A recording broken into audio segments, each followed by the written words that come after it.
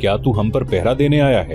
مسیلمہ نے اسے کہا، یا تو اللہ کے رسول کے حکم کے بغیر بیٹھ جانا بد تہذیبی سمجھتا ہے؟ اللہ کے رسول، اس آدمی نے کہا، ایک خبر لایا ہوں، مدینہ سے ایک آدمی آیا ہے، وہ بہت دنوں سے یہاں ہے اور ان لوگوں کو جنہوں نے کبھی اسلام قبول کیا تھا بتاتا پھر رہا ہے کہ سچا رسول محمد صلی اللہ علیہ وآلہ وسلم ہے اور باقی سب کذاب ہیں۔ میں نے خود اس کی باتیں سنی ہیں، اس کا نام نہارن الرجال ہے۔ نہارن الرجال؟ دربار میں بیٹھے ہوئے دو آدمی بیک وقت بولے، پھر ایک نے کہا، وہ مسلمانوں کے رسول کا منظور نظر ہے، میں اسے جانتا ہوں، اس کے پاس علم ہے، ایسے شخص کو زندہ نہ چھوڑیں۔ دربار میں بیٹھے ہوئے ایک آدمی نے گرج کر کہا، اے خدا کے رسول۔ ایک اور آدمی نے اٹھ کر کہا، کیا تو مجھے اجازت نہیں دے گا کہ میں اس بدبخت کا سر کاٹ کر تیرے قدموں میں رکھ دوں؟ نہیں، مسیلمہ کذاب نے کہا، اگر وہ عالم ہے اور اس نے محمد کے قرآن کی تعلیم حاصل کی ہے تو میں اسے کہوں گا کہ میرے دربار میں آئے اور مجھے جھوٹا ثابت کرے، میں اسے قتل نہیں ہونے دوں گا، اسے کل رات میرے پاس لے آنا، اسے یقین دلانا کہ اسے قتل نہیں کیا جائے گا۔ الرجال کو مسیلمہ کے ایک آدمی نے کہا کہ اسے اللہ کے رسول مسیلمہ بن حبیب نے اپنے ہاں مدعو کیا ہے، کیا وہ میرے قتل کا انتظام یہی نہیں کر سکتا تھا؟ الرجال نے کہا، میں اسے اللہ کا رسول نہیں مانتا، مجھ پر یہ لازم نہیں کہ میں اس کا حکم مانوں، وہ جہاں چاہے تمہیں قتل کرا سکتا ہے۔ مسیلمہ کے ایلچی نے کہا، اس میں یہ طاقت بھی ہے کہ پھونک مار دے تو تیرا جسم مردہ ہو جائے، وہ تجھے زندہ دیکھنا اور رخصت کرنا چاہتا ہے۔ مسلمانوں نے الرجال سے کہا کہ وہ اس کذاب کے ہاں نہ جائے، یہ میری زندگی اور موت کا سوال نہیں۔ الرجال نے کہا، یہ صداقت اور کذاب کا سوال ہے، اگر ایک کذاب کو صدق سے بہراور کرنے میں میری جان چلی جاتی ہے تو یہ سودا مہنگا نہیں، میں آؤں گا۔ الرجال نے کہا، آج ہی رات آؤں گا، مسیلمہ سے کہنا کہ اگر تو سچا نبی ہے تو اپنے وعدے سے پھر نہ جانا۔ ایلچی نے مسیلمہ کذاب کو الرجال کا جواب بتایا۔ الرجال یمامہ کے قلعے میں رہتا تھا۔ مشہور مورخ طبری نے لکھا ہے کہ مسیلمہ اپنے خاص مہمانوں کے لیے بڑا خوشنما خیمہ نصب کرایا کرتا تھا جس کی ساخت مکان جیسی ہوتی تھی۔ یہ خیمہ اندر سے بڑے دلفریب طریقوں اور کپڑوں سے سجایا جاتا تھا۔ صحرا کی راتیں سرد ہوتی تھیں، اس لیے مسیلمہ خیمے میں بڑا خوبصورت آتش دان رکھوا دیا کرتا تھا۔ اس آتش دان میں وہ کوئی چیز یا ایسی جڑی بوٹی رکھ دیا کرتا تھا جس کی خوشبو عطر کی طرح کی ہوتی تھی، لیکن یہ خوشبو اس پر ایسا اثر کرتی تھی جیسے اس خیمے میں سونے والوں کو ہپناٹائز کر لیا گیا ہو۔ مسیلمہ کا شکار بے ہوش یا بے خبر نہیں ہوتا تھا، بلکہ وہ مسیلمہ کے اشاروں پر ناچنے لگتا تھا، خود مسیلمہ پر اس کا اثر نہیں ہوتا تھا۔ مسیلمہ کذاب کو جب یہ اطلاع ملی کہ الرجال آ رہا ہے تو اس نے اپنا مخصوص خیمہ نصب کرایا اور اس میں وہ تمام انتظامات کرا دیے جو وہ کرایا کرتا تھا۔ اس نے رات کے لیے آتش دان بھی رکھوا دیا۔ الرجال آیا تو مسیلمہ نے باہر آ کر اس کا استقبال کیا۔ تم ایک رسول کے بھیجے ہوئے آدمی ہو، مسیلمہ نے کہا، اور میں بھی رسول ہوں، اس لیے تمہارا احترام میرا فرض ہے۔ میں صرف اسے رسول مانتا ہوں جس نے مجھے یہاں بھیجا ہے، الرجال نے کہا، اور میں تمہیں یہ کہتے ہوئے نہیں ڈروں گا کہ تم کذاب ہو۔ مسیلمہ مسکرایا اور الرجال کو خیمے میں لے گیا۔ تاریخ میں اس سوال کا جواب نہیں ملتا کہ خیمے میں مسیلمہ اور الرجال کے درمیان کیا باتیں ہوئیں، کیسی سودے بازی یا کیسا شعبدہ یا کیسا جادو تھا کہ اگلی صبح جب الرجال خیمے سے نکلا تو اس کے منہ سے پہلی بات یہ نکلی کہ اس میں کوئی شبہ نہیں کہ مسیلمہ اللہ کا سچا رسول ہے اور اس پر وحی نازل ہوتی ہے۔ اس نے یہ بھی کہا کہ میں نے محمد کو یہ بھی کہتے ہوئے سنا ہے کہ مسیلمہ سچا نبی ہے۔ الرجال کی حیثیت صحابی کی تھی، اس لیے مسلمانوں نے اس پر اعتماد کیا۔ الرجال بنو حنیفہ سے تعلق رکھتا تھا۔ الرجال کا اعلان سن کر بنو حنیفہ کے لوگ جوق در جوق مسیلمہ کو اللہ کا رسول مان کر اس کی بیعت کو آ گئے۔ مورخ لکھتے ہیں کہ مسیلمہ نے یہ سوچ کر الرجال کو قتل نہیں کرایا تھا کہ وہ عالم ہے اور صحابی کا درجہ رکھتا ہے، اگر اسے ہاتھ میں لے لیا جائے تو بیعت کرنے والوں کی تعداد میں اضافہ ہو جائے گا۔ چنانچہ اس شخص کو ہاتھ میں لینے کے لیے آتش دان کا اور اپنی زبان کا جادو چلایا اور الرجال کو اپنا دست راست بنا لیا۔ الرجال نے مسیلمہ کی جھوٹی نبوت میں روح پھونک دی۔ اکثر ماں باپ اپنے نوزائیدہ بچوں کو رسول کریم صلی اللہ علیہ وآلہ وسلم کے پاس لاتے اور آپ صلی اللہ علیہ وآلہ وسلم بچے کے سر پر ہاتھ پھیرا کرتے تھے۔ الرجال نے مسیلمہ کذاب کو مشورہ دیا کہ وہ بھی نوزائیدہ بچوں کے سروں پر ہاتھ پھیرا کرے۔ مسیلمہ کو یہ بات اچھی لگی، اس نے کئی نوزائیدہ بچوں اور بچیوں کے سروں پر ہاتھ پھیرا۔ مورخوں نے لکھا ہے کہ یہ بچے جب سن بلوغت میں داخل ہوئے تو ان کے سروں کے بال اس طرح جھڑ گئے کہ کسی مرد یا عورت کے سر پر ایک بھی بال نہ رہا۔ اس وقت تک مسیلمہ کو مرے ہوئے زمانہ گزر گیا تھا۔ اس دوران ایک عورت نے بھی نبوت کا دعویٰ کیا، اس کا نام سجاع تھا، وہ الحارث کی بیٹی تھی، اسے ام صادرہ بھی کہا جاتا تھا۔ اس کی ماں عراق کے ایک قبیلے سے تھی اور باپ بنو یربوع سے تعلق رکھتا تھا۔ الحارث اپنے قبیلے کا سردار تھا۔ سجاع بچپن سے خود سر اور آزاد خیال تھی، وہ چونکہ سرداروں کے خاندان میں جنی پلی تھی، اس لیے دوسروں پر حکم چلانا اس کی سرشت میں شامل تھا۔ وہ غیر معمولی طور پر ذہین اور عقل مند تھی۔ ایک دو مورخوں نے لکھا ہے کہ یہ غیب دان بھی تھی اور وہ آنے والے وقت کو قبل از وقت جان لیتی تھی۔ اس کے متعلق اختلاف رائے بھی پایا جاتا ہے، لیکن یہ بات سب نے متفقہ طور پر کہی ہے کہ سجا قدرتی طور پر شاعرہ تھی، ہر بات منظوم کیا کرتی۔ اس کی زبان میں چاشنی تھی۔ اس کی ماں کا قبیلہ عیسائی تھا، اس لیے سجا نے بھی عیسائیت کو ہی پسند کیا۔ سجا کے کانوں میں یہ خبریں پڑیں کہ طلحہ اور مسیلمہ نے بھی نبوت کا دعویٰ کیا ہے اور لوگ ان کی بیعت کر رہے ہیں، تو اس نے بھی نبوت کا دعویٰ کر دیا۔ وہ جوان ہو چکی تھی۔ خدا نے اسے دیگر اوصاف کے علاوہ حسن بھی دیا تھا۔ اس کے سراپا اور چہرے پر ایسا تاثر تھا کہ لوگ اس سے مسحور ہو کر اسے نبی مان لیتے تھے۔ بہت سے لوگ اس کی شاعری سے متاثر ہوئے۔ وہ صرف نبی بن کے کہیں بیٹھنا نہیں چاہتی تھی۔ اس نے اپنے پیروکاروں کی ایک فوج تیار کر لی اور بنی تمیم کے ہاں جا پہنچی۔ ان قبائل کے جو سردار تھے وہ رسول اکرم صلی اللہ علیہ وآلہ وسلم کے مقرر کیے ہوئے تھے۔ یہ تھے زبرقان بن بدر، قیس بن عاصم، وقی بن مالک اور مالک بن نویرہ۔ سجا نے مالک بن نویرہ کو اپنے پاس بلایا اور اسے کہا کہ وہ مدینہ کو تہہ تیغ کرنے آئی ہے اور بنی تمیم اس کا ساتھ دیں۔ مالک بن نویرہ نے اسے بتایا کہ کئی قبیلے اسے پسند نہیں کرتے، پہلے انہیں زیر کرنا ضروری ہے۔ سجا زیر کرنے کا مطلب کچھ اور سمجھتی تھی۔ اس کے پاس اچھا خاصا لشکر تھا۔ مالک نے اس میں اپنی فوج شامل کر دی اور قبیلوں کی بستیوں پر حملہ آور ہوئے۔ قبیلے ان کے آگے ہتھیار ڈالتے چلے گئے، لیکن سجا نے انہیں یہ کہنے کے بجائے کہ اسے نبی مانے، ان کے گھر لوٹ لیے اور ان کے مویشی چھین لیے۔ اس مال غنیمت سے اس کا لشکر بہت خوش ہوا۔ اس کی لوٹ مار کی شہرت دور دور تک پھیل گئی۔ سجا ایک مقام نباج پر پہنچی اور اس علاقے کی بستیوں میں لوٹ مار شروع کر دی، لیکن یہ قبیلے متحد ہو گئے اور سجا کو شکست ہوئی۔ وہ ایک اور حملہ کرنا چاہتی تھی، لیکن اسے ایک مجبوری کا سامنا تھا۔ اس کے لشکر کے کئی سرداروں کو نباج کے قبیلوں نے پکڑ کر قید میں ڈال دیا تھا۔ سجا نے اپنا ایک ایلچی ان قیدیوں کی رہائی کے لیے بھیجا۔ پہلے اس علاقے سے کوچ کرو، قبیلوں کے سرداروں نے ایلچی سے کہا، تمہیں تمہارے قیدی مل جائیں گے۔ سجا نے یہ شرط قبول کر لی اور اپنے سرداروں کو آزاد کرا کے اس علاقے سے نکل گئی۔ اس کے سرداروں نے اس سے پوچھا کہ اب کدھر کا ارادہ ہے؟ یمامہ، سجا نے کہا۔ وہاں مسیلمہ بن حبیب کوئی شخص ہے جس نے نبوت کا دعویٰ کر رکھا ہے، اسے تلوار کی نوک پر رکھنا ضروری ہے، لیکن یمامہ کے لوگ جنگ و جدل میں بہت سخت ہیں، ایک سردار نے اسے کہا، اور مسیلمہ بڑا طاقتور ہے۔ سجا نے کچھ اشعار پڑھے جن میں اس نے اپنے لشکر سے کہا تھا کہ ہماری منزل یمامہ ہے۔ مسیلمہ کذاب نے اپنے جاسوسوں کو دور دور تک پھیلایا ہوا تھا۔ اسے یہ اطلاع دی گئی کہ ایک لشکر یمامہ کی طرف بڑھا آ رہا ہے۔ مسیلمہ نے یہ معلوم کرا لیا کہ یہ سجا کا لشکر ہے۔ اس نے الرجال کو بلایا، کیا تم نے سنا کہ سجا کا لشکر آ رہا ہے الرجال؟ مسیلمہ نے کہا، لیکن میں ان سے لڑنا نہیں چاہتا۔ تم جانتے ہو کہ اس علاقے میں مسلمانوں کی فوج موجود ہے جس کا سالار اکرما ہے۔ کیا ہمارے لیے یہ بہتر نہیں ہوگا کہ سجا اور اکرما کی لڑائی ہو جائے، اور جب دونوں لشکر آپس میں الجھے ہوئے ہوں اس وقت ہم اس پر حملہ کر دیں؟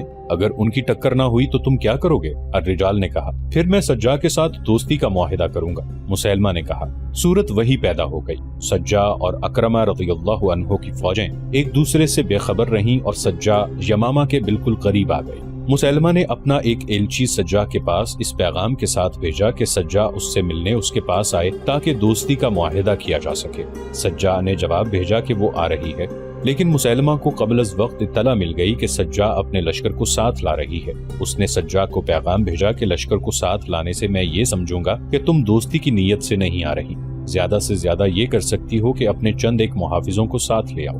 یا رسول، مسیلمہ کے ایک درباری نے اسے کہا، سنا ہے کہ سجا کا لشکر اتنا بڑا ہے کہ یمامہ کی وہ اینٹ سے اینٹ بجا دے گا، اور یہ بھی سنا ہے، ایک اور نے کہا، وہ قتل و غارت کر کے اور لوٹ مار کر کے چلی جاتی ہے، اس سے وہی محفوظ رہتا ہے جو اس کی نبوت کو تسلیم کر لیتا ہے۔ کیا تم مجھے ڈرا رہے ہو؟ مسیلمہ نے پوچھا، کیا تم یہ مشورہ دینا چاہتے ہو کہ میں اپنی نبوت سے دستبردار ہو کر اس کی نبوت کو تسلیم کر لوں؟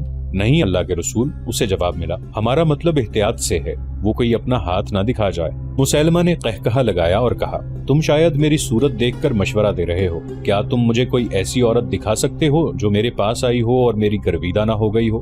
سجا کو آنے دو، وہ آئے گی جائے گی نہیں، اور وہ زندہ بھی رہے گی۔ وہ آ گئی اور لشکر کے بغیر آئی۔ یمامہ کے لوگوں نے اسے دیکھا اور آوازیں سنائی دیں۔ اتنی خوبصورت اور طرح عورت پہلے کبھی نہیں دیکھی تھی۔ اگر نبوت حسن پر ملتی ہے تو اس عورت کو نبوت مل سکتی ہے۔ اس کے ساتھ 40 محافظ تھے جو اعلیٰ نسل کے گھوڑوں پر سوار تھے۔ ایک سے ایک خوبصورت جوان تھا، کمر سے تلواریں لٹک رہی تھیں اور ان کے ہاتھوں میں برچھیاں تھیں۔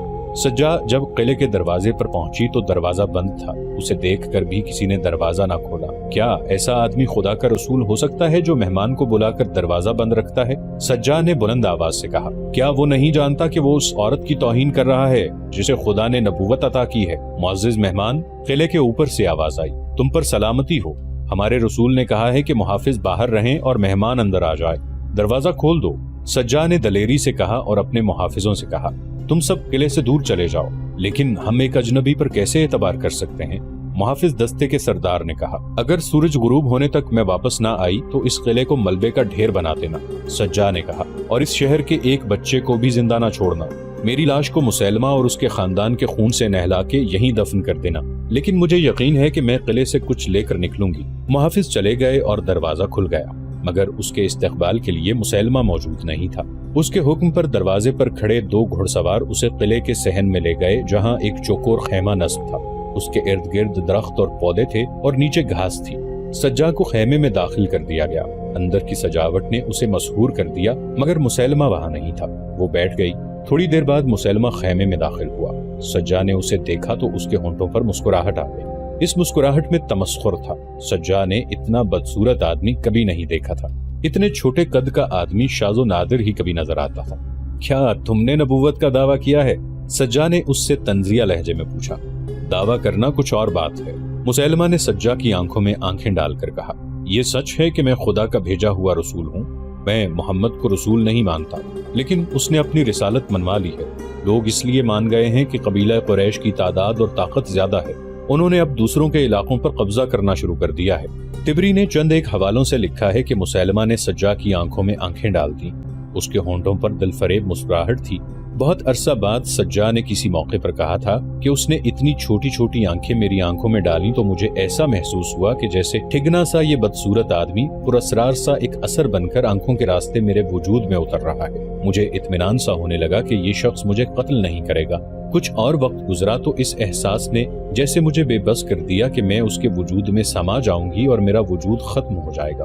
اگر تم نبی ہو تو کوئی الہامی بات کرو، سجا نے کہا۔ تم نے کبھی سوچا ہے کہ تم کس طرح پیدا ہوئی تھیں؟ مسیلمہ نے ایسے انداز سے کہا جیسے شعر پڑھ رہا ہو۔ تم نے شاید یہ بھی نہیں سوچا کہ جس طرح تم پیدا ہوئی تھی اس طرح تم بھی انسانوں کو پیدا کرو گی، مگر تنہا نہیں، مجھے خدا نے بتایا ہے۔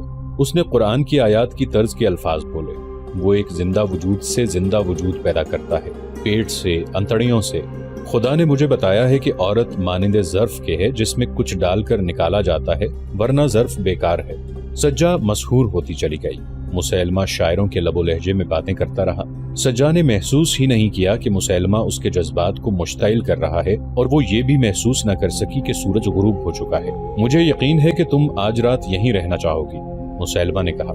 اگر چہرے دیکھنے ہیں تو تم دن ہو، میں رات ہوں، مگر تم نے اس پر بھی غور نہیں کیا ہوگا کہ دن پر رات کیوں غالب آ جاتی ہے، اور دن اپنا سورج رات کی تاریک گود میں کیوں ڈال دیتا ہے۔ یہ ہر روز ہوتا ہے، اس کا وقت مقرر ہے۔ رات سورج کی چمک دمک کو کھا نہیں جاتی، بڑے پیار سے اسے جگا کر دوسرے افق پر رکھ دیتی ہے۔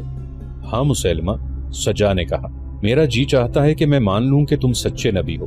اتنا بدصورت آدمی اتنی خوبصورت باتیں نہیں کر سکتا۔ کوئی غیبی طاقت ہے جو تم سے اتنی اچھی باتیں کرا رہی ہے۔ وہ چونک پڑی اور بولی، سورج غروب ہو گیا ہے۔ اگر میں نے قلعے کی دیوار پر کھڑے ہو کر اپنے محافظوں کو یہ نہ بتایا کہ میں زندہ ہوں تو تمہاری بستیوں کی گلیوں میں خون بہنے لگے گا۔ مسیلمہ نے اسے اپنے 2 محافظوں کے ساتھ قلعے کی دیوار پر بھیج دیا اور خیمے میں رکھا ہوا آتش دان جلانے کا حکم دیا۔ فانوس بھی روشن ہو گئے۔ مسیلمہ نے آتش دان میں چھوٹی سی کوئی چیز رکھ دی۔ کمرے میں خوشبو پھیلنے لگی۔ سجا واپس خیمے میں آئی تو اس پر خمار ستاری ہونے لگا۔ وہ عام سی عورتوں کی طرح رومان انگیز باتیں کرنے لگی۔ کیا یہ اچھا نہیں ہوگا کہ ہم میاں بیوی بن جائیں؟ مسیلمہ نے اس کی آنکھوں میں آنکھیں ڈال کر پوچھا۔ اس سے اچھی کوئی بات نہیں ہو سکتی، سجا نے مخمور سی آواز میں جواب دیا۔ صبح طلوع ہوئی تو سجا اس انداز سے باہر نکلی جیسے دلہن اپنی پسند کے دلہا کے ساتھ ازدواجی زندگی کی پہلی رات گزار کر نکلی ہو۔ قلعے میں شادیانے بجنے لگے۔ سجا کے لشکر تک یہ خبر پہنچی کہ سجا نے مسیلمہ کے ساتھ شادی کر لی ہے۔ یہ شادی اسلام کے لیے بہت بڑا خطرہ بن گئی۔ ارتداد کے 2 لشکر متحد ہو گئے، لیکن یہ اتحاد جلد بکھر گیا کیونکہ مسیلمہ نے سجا کو دھوکہ دیا اور وہ دل برداشتہ ہو کر عراق اپنے قبیلے چلے گئے۔ مسیلمہ نے اپنے لیے ایک بہت بڑے خطرے کو ختم کر دیا تھا۔ سجا کو اتنا صدمہ ہوا کہ وہ نبوت کے دعوے سے دستبردار ہو گئی۔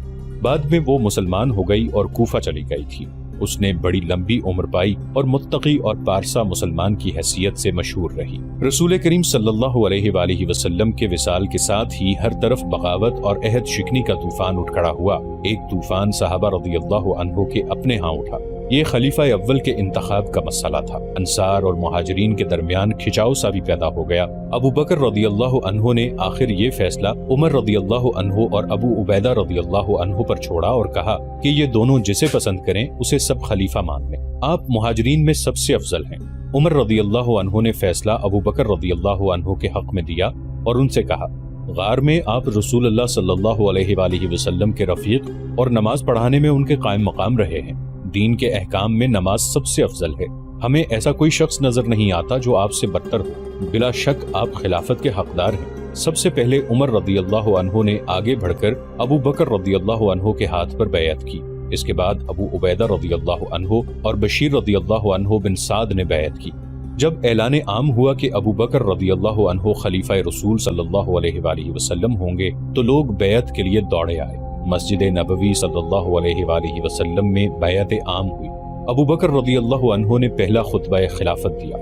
لوگو، خدا کی قسم میں نے خلافت کی خواہش کبھی نہیں کی تھی، نہ کبھی دل میں نہ کبھی ظاہری طور پر اس کے لیے اللہ سے دعا کی تھی، لیکن اس ڈر سے یہ بوجھ اپنے ناتواں کندھوں پر اٹھا لیا کہ اختلاف جھگڑے کی صورت اختیار نہ کر جائے، ورنہ خلافت اور امارت میں مجھے کوئی راحت نظر نہیں آتی۔ ایک بوجھ مجھ پر ڈال دیا گیا ہے جسے اٹھانے کی طاقت مجھ میں کم ہے۔ اللہ کی مدد کے بغیر میں اس بوجھ کو اٹھا نہیں سکوں گا۔ مجھے تم نے اپنا امیر بنایا ہے، میں تم سے بہتر اور برتر تو نہ تھا۔ اگر میں کوئی اچھا کام کروں تو میری مدد کرو، کوئی غلطی کر گزروں تو مجھے روک دو۔ تم میں سے جو کمزور ہے میں اسے طاقتور سمجھتا ہوں، میں اسے اس کا حق دلاؤں گا۔ تم میں سے جو طاقتور ہے اسے میں کمزور سمجھوں گا اور اسے اس کے حق سے محروم کر دوں گا جس کا وہ حقدار نہیں۔ میں جب تک اللہ اور اس کے رسول صلی اللہ علیہ وآلہ وسلم کی اطاعت کروں تم میری اطاعت کرو، اگر میں انحراف کروں تو میری اطاعت چھوڑ دینا۔ خلیفہ اول ابو بکر رضی اللہ عنہ نے سب سے پہلا حکم یہ دیا کہ اسامہ رضی اللہ عنہ کا لشکر رومیوں کے خلاف جائے گا۔ انہوں نے سب کو چونکا دیا۔ یہ موقع کسی اور جنگی مہم کے لیے موزوں نہ تھا۔ رومیوں پر حملہ بہت بڑی جنگ تھی جس میں مسلمانوں کی پوری جنگی طاقت کی ضرورت تھی، لیکن دوسری طرف یہ صورت پیدا ہو گئی تھی کہ بیشتر قبیلوں نے نہ صرف بغاوت کر دی تھی بلکہ بعض نے مدینہ پر حملے کے لیے متحد ہونا شروع کر دیا تھا۔ یہودی اور نصرانی خاص طور پر مدینہ کے خلاف سرگرم ہو گئے۔ اس کے علاوہ جھوٹے پیغمبروں نے الگ محاذ بنا لیے تھے۔ طلحہ اور خصوصاً مسیلمہ تو جنگی طاقت بن گئے تھے۔ اسلام بہت بڑے خطرے میں آ گیا تھا۔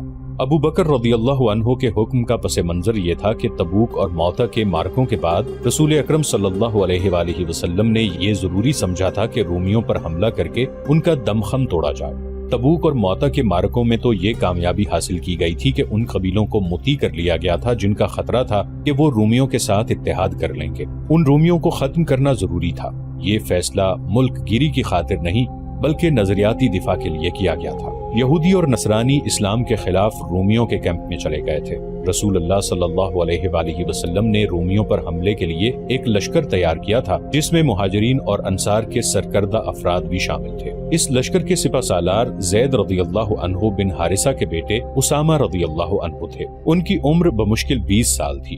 مورخوں نے لکھا ہے کہ اسامہ رضی اللہ عنہ کو رسول اللہ صلی اللہ علیہ وآلہ وسلم نے اس لیے سپہ سالار مقرر کیا تھا کہ نوجوانوں میں قیادت کا شوق پیدا ہو اور وہ اپنے آپ میں اسامہ رضی اللہ عنہ جیسی صلاحیتیں پیدا کرنے کی کوشش کریں۔ اسامہ رضی اللہ عنہ کو رسول کریم صلی اللہ علیہ وآلہ وسلم ویسے بھی بہت چاہتے تھے۔ اسامہ رضی اللہ عنہ کے والد زید رضی اللہ عنہ بن حارثہ جنگ موتا میں شہید ہو گئے تھے۔ اسامہ رضی اللہ عنہ میں لڑکپن ہی سے عسکری صلاحیتیں اور شجاعت پیدا ہو گئی تھی۔ جنگ احد کے وقت اسامہ رضی اللہ عنہ بچے تھے، اس لیے اس جنگ میں شریک نہ ہو سکے، لیکن اسلامی لشکر مدینہ سے روانہ ہوا تو اسامہ رضی اللہ عنہ رستے میں کہیں چھپ کر بیٹھ گئے۔ جب لشکر ان کے قریب سے گزرا تو وہ لشکر میں شامل ہو گئے۔ ان کی مراد پھر بھی پوری نہ ہوئی۔ انہیں میدان جنگ میں دیکھ لیا گیا اور واپس بھیج دیا گیا۔ البتہ جنگ حنین میں انہوں نے سب کو دکھا دیا کہ شجاعت کیا ہوتی ہے۔ جب رسول مقبول صلی اللہ علیہ وآلہ وسلم نے اسامہ رضی اللہ عنہ کو رومیوں پر حملہ کرنے والے لشکر کی سپہ سالاری سونپی تھی تو بعض لوگوں نے اعتراض کیا تھا کہ جس لشکر میں ابو بکر رضی اللہ عنہ اور عمر رضی اللہ عنہ جیسے اعلیٰ حیثیت اور تجربے کے بزرگ شامل ہیں، اس لشکر کی سپہ سالاری کل کے بچے کو دینا مناسب نہیں۔ یہ اعتراض رسول اللہ صلی اللہ علیہ وآلہ وسلم تک اس وقت پہنچا جب آپ صلی اللہ علیہ وآلہ وسلم زندگی کے آخری بخار میں مبتلا تھے۔ آپ صلی اللہ علیہ وآلہ وسلم میں بولنے کی بھی سکت نہیں تھی۔